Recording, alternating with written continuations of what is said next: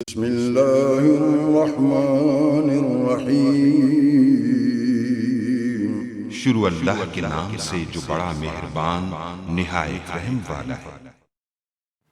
अस्सलाम वालेकुम गाइस। तो इस स्टोरी में मैं आपको बताऊंगा कि आप फिंगरप्रिंट का आइकन को कैसे चेंज कर सकते हैं। जैसे कि मेरे पास अभी वीवो V20 मोबाइल है, तो इसका आइकन अगर चेंज करना चाहते हैं तो आप लोग कैसे कर सकते हैं। जैसे कि लॉक को ओपन करने के लिए यहाँ देखें आपको फिंगरप्रिंट नज़र आ रहा है, तो ये आइकन अगर इसको चेंज करना चाहें तो आप लोग वो भी कर सकते हैं।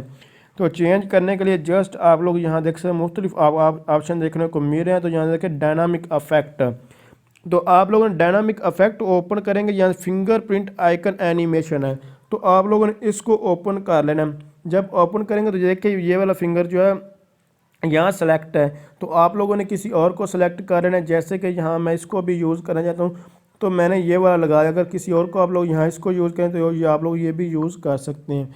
तो लेट्स सपोज हम, क्योंकि आपको डिफरेंस भी पता चले, तो इसको यूज़ करना चाहते हैं। तो मैंने जैसे ही अप्लाई पर किया है तो ये अब हमारे पास अप्लाई हो चुका है। अब मैं दोबारा लॉक करता हूँ, दूसरा देखने को मिल रहा है आपको। तो इस तरह आप लोग जो है लॉक का आइकन जो है वो चेंज कर सकते हैं। अगर आपको कोई और इन्फॉर्मेशन चाहिए, किसी भी फीचर और किसी और फीचर के बारे में जानना चाहते हैं, तो आप लोग मेरे चैनल को विज़िट कीजिएगा। इंशाल्लाह आपको वहाँ से कोई ना कोई उस रिक्वायर्ड इन्फॉर्मेशन मिल जाएगी।